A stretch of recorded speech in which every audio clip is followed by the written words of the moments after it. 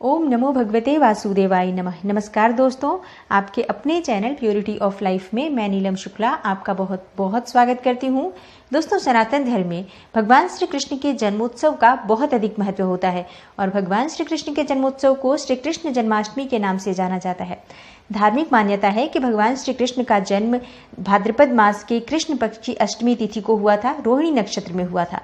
श्री कृष्ण जन्माष्टमी का उत्सव बहुत ही धूमधाम से मनाया जाता है। सनातन धर्म में इस पर्व को बहुत ही उत्साह के साथ मनाया जाता है। आज के दिन भगवान श्री कृष्ण की पूजा आराधना की जाती है। भगवान श्री कृष्ण के बाल स्वरूप यानी कि लड्डू गोपाल जी की पूजा अर्चना की जाती है। बहुत से भक्त आज के दिन व्रत भी रखते हैं।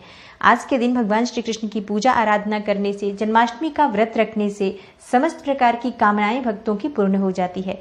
दोस्तों, आज की वीडियो में मैं आपसे बात करने वाली हूँ कि साल 2021 में जन्माष्टमी का पावन पर्व कब है, इस व्रत का, इस दिन का क्या महत्व है, पूजा विधि क्या है और आज के दिन भगवान श्री कृष्ण की किस प्रकार से पूजा करें, किस शुभ मुहूर्त में पूजा करें, इस बारे में बात करेंगे। अष्टमी तिथि कब शुरू हो रही है, कब समाप्त हो रही है और विशेष महत्व होता है रोहिणी नक्षत्र का। तो रोहिणी नक्षत्र कब से कब तक रहेगा और अगर आप व्रत कर रहे हैं तो व्रत के पारण का शुभ मुहूर्त क्या रहेगा, ये सभी बातें मैं आज आपसे इस वीडियो में शेयर करने वाली हूँ। इसके अलावा अगर आपको संतान प्राप्ति की कामना है, शीघ्र विवाह की कामना है, तो आज आपको कौन सा उपाय करना चाहिए जिससे कि भगवान श्री कृष्ण की कृपा से आपकी कामना पूर्ण हो जाए। तो वीडियो को पूरा ज़रूर देखिए और अगर आपको आज की वीडियो अच्छी लगे तो लाइक कीजिए, शेयर कीजिए फैमिली फ्रेंड्स के साथ। और चैनल पर पहली बार आए हैं, अगर अभी तक आपने मेरे चैनल को सब्सक्राइब नहीं किया है तो चैनल को सब्सक्राइब करके बेल बटन को प्रेस कर लीजिए। इससे ये होगा कि इस तरह की सभी वीडियोस की नोटिफिकेशन आपको सही समय पर प्राप्त हो जाएगी। दोस्तों, बात करते हैं सबसे पहले भगवान श्री कृष्ण के जन्मोत्सव का यानी कि श्री कृष्ण जन्माष्टमी का क्या महत्व है। देखिए, हमारे शास्त्रों के अनुसार श्री कृष्ण जन्माष्टमी का बहुत अधिक महत्व होता है। आज के दिन अगर आप विधि विधान से भगवान श्री कृष्ण की पूजा आराधना करते हैं, उनकी सेवा करते हैं तो शीघ्र ही आपके मन की समस्त कामना पूर्ण हो जाती है। भगवान श्री कृष्ण की असीम कृपा आपको प्राप्त होती है। और इस दिन अगर आप संतान प्राप्ति की कामना रखते हैं, संतान प्राप्ति में आपके बाधा हो रही है, किसी भी प्रकार की कोई बाधा अगर आपके संतान प्राप्ति में है, तो भगवान श्री कृष्ण के बाल स्वरूप यानी कि लड्डू गोपाल जी की पूजा अर्चना करने से, आज के दिन व्रत रखने से उत्तम संतान की प्राप्ति होती है, श्रेष्ठ संतान की प्राप्ति होती है। तो बहुत अधिक महत्व हमारे धार्मिक शास्त्रों में जन्माष्टमी के पर्व का माना गया है और आज के दिन भगवान श्री कृष्ण की पूजा विधिवत करनी चाहिए, सच्चे मन से उनकी आराधना करनी चाहिए। तो सबसे पहले जानते हैं किस प्रकार से भगवान श्री कृष्ण की यानी कि लड्डू गोपाल जी की पूजा जन्माष्टमी के दिन आपको करना है। जन्माष्टमी के दिन हमें प्रातःकाल जल्दी उठना है और स्नान इत्यादि करने के बाद भगवान श्री कृष्ण की पूजा करनी है। घर के मंदिर की साफ सफाई तो पहले से ही हो जाती है, क्योंकि हर घर में जन्माष्टमी की तैयारियां पहले से ही होती हैं कि लड्डू गोपाल जी की पूजा इस बार किस प्रकार से करनी है, कौन सा श्रृंगार करना है, कौन से रंग के वस्त्र उन्हें धारण करवाने हैं, ये सब तैयारियां पहले से ही भक्त कर लेते हैं। तो घर के मंदिर की साफ सफाई आपके पहले ही हो चुकी है। अब आप घर में पूजा कीजिए, जो नित्य की पूजा करते हैं। तो सर्वप्रथम आप घर के मंदिर में दीप प्रज्वलित करें। सभी देवी देवताओं की जो आप पूजा आराधना करते हैं नित्य की, उसे करने के बाद भगवान श्री हरि विष्णु की यानी कि भगवान श्री कृष्ण के बाल स्वरूप लड्डू गोपाल जी की पूजा करें। लड्डू गोपाल जी का आप जलाभिषेक कर सकते हैं, पंचामृत से अभिषेक कर सकते हैं, कच्चे दूध में केसर मिलाकर अभिषेक कर सकते हैं। तो उन्हें स्नान इत्यादि करवाएं, उसके बाद उन्हें अच्छे से श्रृंगार करें, उनको वस्त्र धारण करवाएं। झूले पर आज भगवान श्री कृष्ण को जरूर बिठाना चाहिए और झूला झुलाने से समस्त प्रकार की परेशानियां दूर हो जाती हैं। भगवान श्री कृष्ण को यानी कि लड्डू गोपाल जी को झूले में बिठाकर झूला जरूर झुलाना चाहिए और अपनी इच्छा के अनुसार भगवान को भोग अर्पित करें। कोई भी वस्तु जो भगवान श्री कृष्ण को आप अर्पित करना चाहते हैं, जैसे माखन मिश्री का भोग लगा सकते हैं, फलों का भोग लगा सकते हैं। आज के दिन रात्रि में पूजा का विशेष महत्व होता है, क्योंकि ऐसा माना गया है कि भगवान श्री कृष्ण का जन्म अर्धरात्रि में हुआ था। तो रात्रि के समय में भगवान श्री कृष्ण की पूजा अर्चना की जाती है। तो लड्डू गोपाल जी की जब आप पूजा करते हैं, रात में बहुत से लोग जन्म भी करवाते हैं भगवान श्री कृष्ण का विधि विधान से। तो जिस प्रकार से भी आप पूजा आराधना करना चाहते हैं, जो भी आपकी भक्ति भावना है, उस भावना से आप भगवान श्री कृष्ण की पूजा करें अर्धरात्रि के समय में भी। फिर लड्डू गोपाल जी की आरती कीजिए। इस समय में आपको भोग स्वरूप में धनिये की पंजीरी जरूर भगवान को भोग लगानी चाहिए। पंचमेवे की खीर बनाकर भगवान को भोग लगा सकते हैं। मखाने की खीर बनाकर भोग लगा सकते हैं, 56 प्रकार के भोग लगा सकते हैं। जैसी आपकी श्रद्धा, जैसी आपकी इच्छा हो, भगवान श्री कृष्ण की पूजा विधि विधान से करें। लड्डू गोपाल की आज जितनी अधिक सेवा करेंगे उतनी अधिक भगवान की कृपा आपको प्राप्त होती है। अब बात करते हैं कि इस बार जो जन्माष्टमी का पावन पर्व है वो कब है। दोस्तों, इस बार जन्माष्टमी का पावन पर्व, कृष्ण जन्माष्टमी का पावन पर्व 30 अगस्त को होगा और अष्टमी तिथि प्रारंभ हो रही है 29 अगस्त की रात्रि में। रविवार की रात में अष्टमी तिथि प्रारंभ हो जाएगी रात में 11:25 से और समाप्त हो रही है 30 अगस्त को। दिन सोमवार होगा और देर रात 1:59 पर। तो हम 30 अगस्त को भगवान श्री कृष्ण का जन्मोत्सव मनाएंगे और आज के दिन भगवान श्री कृष्ण की पूजा आराधना करेंगे। आप व्रत रखना चाहते हैं तो व्रत भी रख सकते हैं।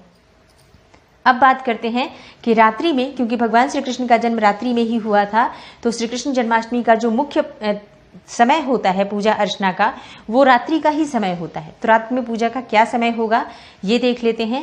30 अगस्त की रात को 11:59 से लेकर देर रात 12:44 तक का जो समय है, ये कुल 45 मिनट का समय होगा, जो पूजा के लिए बहुत ही शुभ माना गया है, निशीतकालीन पूजा के लिए। तो इस समय में आप भगवान श्री कृष्ण की पूजा अर्चना करें, उनको भोग अर्पित करें, उनको स्नान कराया जाता है इस समय में और विधि विधान से पूजा करके उनकी आरती करके उनकी सेवा की जाती है। अब बात करें कि अगर आप व्रत रखते हैं तो किस प्रकार से आपको व्रत रखना है और पारण कब करना है। देखिए, बहुत से भक्त इसमें निर्जल व्रत रहते हैं, जैसे पूरे दिन वो बिल्कुल बिना पानी के रहते हैं, बिना चाय के, बिना जूस के, मतलब जल का सेवन नहीं किया जाता है।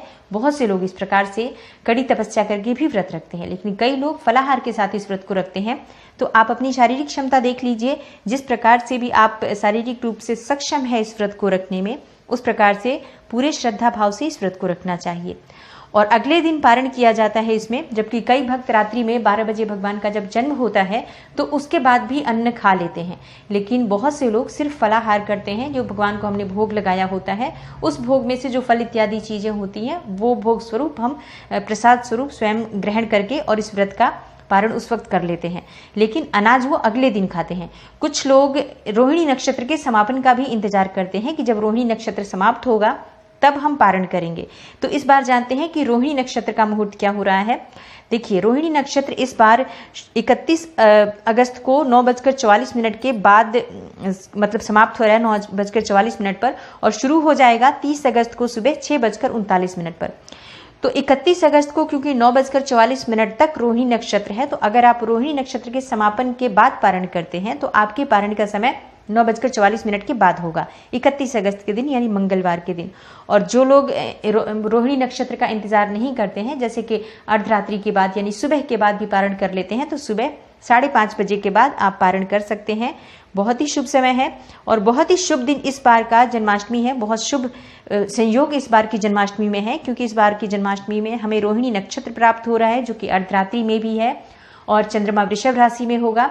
इसके अलावा इस बार जो अष्टमी तिथि है वो भी अर्धरात्रि के बाद तक रहेगी, तो बहुत शुभ है। अगर आप व्रत करना चाहते हैं, बहुत अधिक पुण्यफल प्राप्त होता है जन्माष्टमी के दिन किए गए व्रत का भी। आज क्या उपाय करना चाहिए अगर संतान प्राप्ति की कामना है।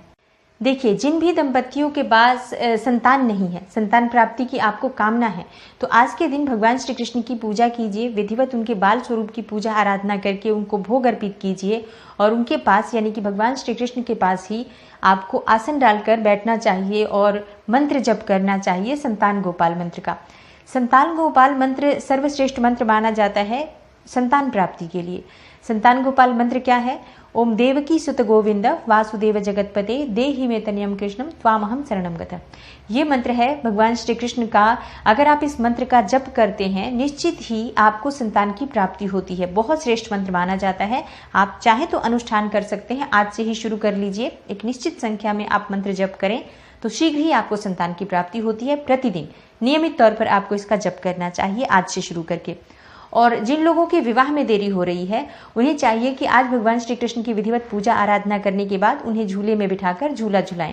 इससे शीघ्र ही शादी के संयोग बन जाते हैं।